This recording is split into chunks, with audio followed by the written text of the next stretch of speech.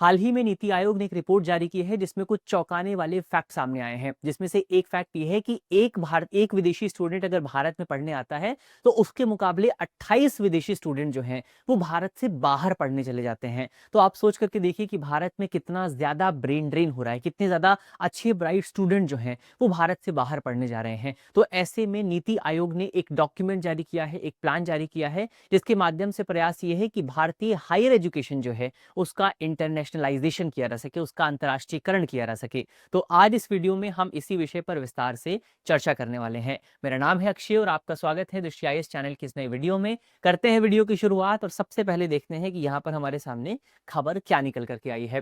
तो हमने देखा कि नीति आयोग की तरफ से एक रोड मैप जारी किया गया है, जो रोड मैप बेसिकली भारत में जो हायर एजुकेशन है उसके इंटरनेशनलाइजेशन को लेकर के है, उसके अंतर्राष्ट्रीयकरण को लेकर के है। तो हायर एजुकेशन के अंतर्राष्ट्रीयकरण को लेकर के है, जिसमें प्लान है कि हम स्कॉलरशिप शुरू कर सकते हैं। हम एक यूरोप का मॉडल है इरास्मुस, जिसको आप कह सकते हैं इरास्मस प्लस प्रोग्राम जो है वो यूरोप का प्रोग्राम है। तो अब नीति आयोग का कहना है कि भारत को भी इसी तर्ज पर एक प्रोग्राम की शुरुआत करनी चाहिए।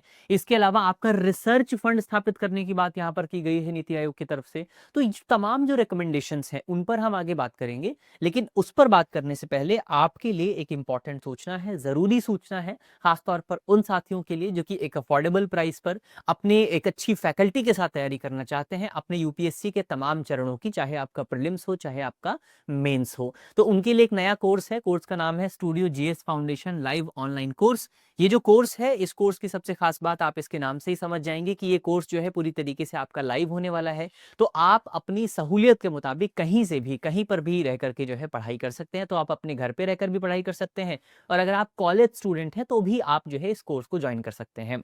इसके अलावा कोर्स की फीस भी इसकी एक बहुत बड़ी खासियत है। कोर्स की फीस है मात्र 24,999 रुपए। और इसमें भी एक खास बात क्या है कि अगर आप कल को मान लीजिए दृष्टि आईएएस का ऑफलाइन फाउंडेशन बैच ज्वाइन करते हैं, क्लासरूम फाउंडेशन बैच ज्वाइन करते हैं, तो वहां पर आपको जो है ये जो फीस है इसको एडजस्ट कर दिया जाएगा। तो एक बहुत अच्छी खासियत यहाँ पर ही आपको देखने को मिल जाएगी।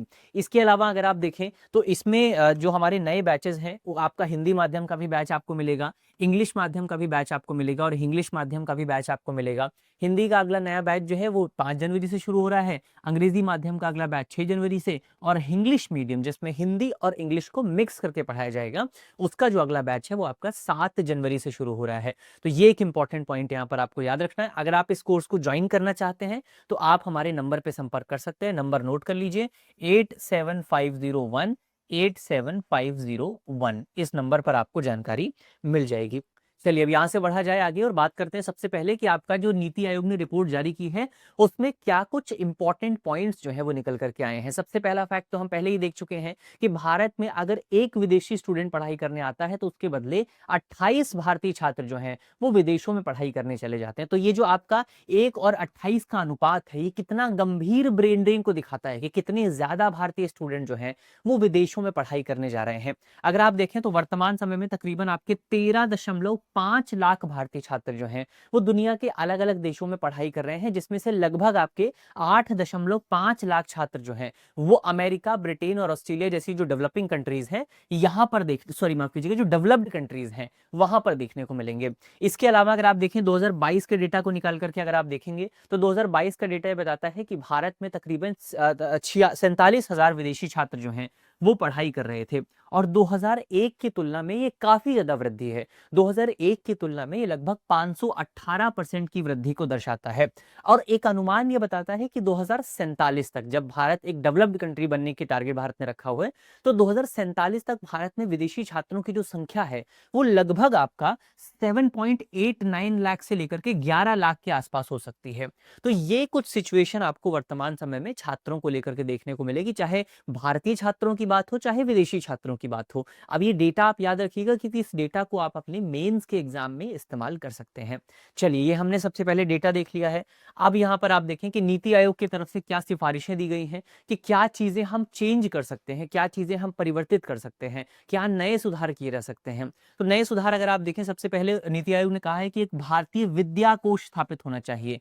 ये भारतीय विद्या कोष जो है ये मुख्य तौर पर भारतीय स्टूडेंट्स के बीच में और जो छात्र भारत में हायर स्टडीज कर रहे हैं उनके बीच में रिसर्च को बढ़ावा देगा। तो ये क्या है, एक सोवरेन रिसर्च फंड होने वाला है। तो ये क्या है, राष्ट्रीय स्तर पर रिसर्च को बढ़ावा देगा। फिर एक विश्व बंधु छात्रवृत्ति स्थापित करने की बात की गई है, विश्व बंधु स्कॉलरशिप स्थापित करने की बात है, जो कि विदेशी छात्रों को भारत में पढ़ाई करने के लिए आकर्षित करेगी। एक विश्व बंधु फेलोशिप स्थापित करने की बात की गई है, जो कि विदेशी रिसर्चर्स जो हैं, ये जो आपकी विदेशी फैकल्टीज हैं, उनको भारत में आने के लिए जो है आकर्षित करेगी। इसके अलावा भारत की आन जिसकी फुल फॉर्म है एलुमनाई एम्बेसडर नेटवर्क, तो ये भी स्थापित करने की बात, ये भी स्थापित करने का रिकमेंडेशन दी गई है।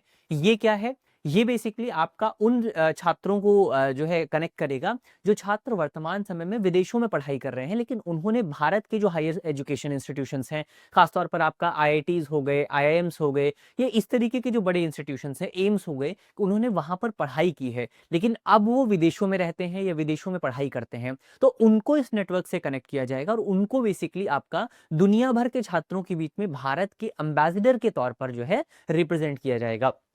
तो ये भारत के शिक्षण संस्थानों से पढ़े हुए जो प्रवासी भारतीय हैं उनको कनेक्ट करेगा। इसके अलावा यूरोप का जो इरास्मस मॉडल है उसकी तर्ज पर भारत में भी एक फ्रेमवर्क तैयार करने की बात की गई है। ये जो यूरोप का इरास्मस मॉडल है, ये मॉडल बेसिकली आपका यूरोपियन यूनियन की जितनी भी आपकी एजुकेशन से रिलेटेड स्कीम्स हैं उन स्कीम्स को इंटीग्रेट करता है। तो अब यहाँ पर नीति आयोग का सुझाव यह है कि भारत में भी हमको ऐसा एक स्कीम जो है वो शुरू करनी चाहिए, एक ऐसा प्रयास शुरू करना चाहिए, और नीति आयोग ने उसका नाम भी बताया है। नीति आयोग का कहना है हमको इसको नाम देना चाहिए टैगोर फ्रेमवर्क। तो नीति आयोग ने टैगोर फ्रेमवर्क की सिफारिश की है, और आपको पता है कि टैगोर जो है, रविन्द्रनाथ टैगोर जी जो है, वो एशिया के पहले व्यक्ति हैं जिन्होंने नोबेल पुरस्कार या लिटरेचर में नोबेल पुरस्कार जो है वो प्राप्त किया था। इसके अलावा एनआईआरएफ रैंकिंग को लेकर भी यहाँ पर बात की गई है कि एनआईआरएफ रैंकिंग जो सरकार जारी करती है भारत के हायर एजुकेशनल इंस्टीट्यूशंस के लिए, उन रैंकिंग्स में नए पैरामीटर शामिल किए जाने चाहिए।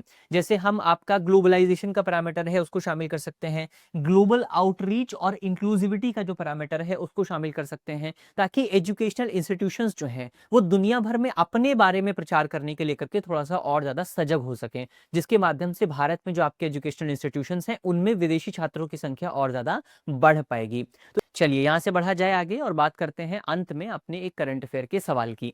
अंत में करंट अफेयर के सवाल में आपसे पूछा गया है कि हाल ही में चर्चा में रहा इरास्मस प्लस प्रोग्राम मॉडल निम्नलिखित में से किससे जुड़ा हुआ है। हमारे ऑप्शन है, ऑप्शन ए यूरोप में कृषि नवाचार को बढ़ावा देने से, ऑप्शन बी यूरोपीय देशों के बीच उच्च शिक्षा, छात्र और अकादमिक गतिशीलता से, ऑप्शन सी रक्षा और सुरक्षा सहयोग से, और ऑप्शन डी औद्योगिक उत्पादन और व्यापार समझौतों से। तो इसका सही जवाब क्या होगा वो आपको जल्दी से कमेंट बॉक्स में बताना है कि यहाँ पर इरास्मस प्लस प्रोग्राम जो है वो किस चीज से जुड़ा हुआ है। मुझे उम्मीद है कि वीडियो आपको पसंद आई होगी। वीडियो अगर आपको अच्छी लगी है तो वीडियो को लाइक कीजिएगा, वीडियो को शेयर कीजिएगा अपने दोस्तों के साथ, अपने साथियों के साथ। हम करते हैं वीडियो को समाप्त, मिलते हैं आपसे अगली वीडियो में। तब तक के लिए अपना ख्याल रखिए, ध्यान रखिए, पढ़ते रहिए। धन्यवाद। Introducing Drishti IAS Everyday Wear, the casual jacket and the polo neck t-shirt, perfect for everyday and casual wear. Shop now on the Drishti Learning app and Flipkart. Buy link in the description. अब exam की तैयारी को और बेहतर करने के लिए हमारे चैनल को लाइक, शेयर और सब्सक्राइब करना ना भूलें।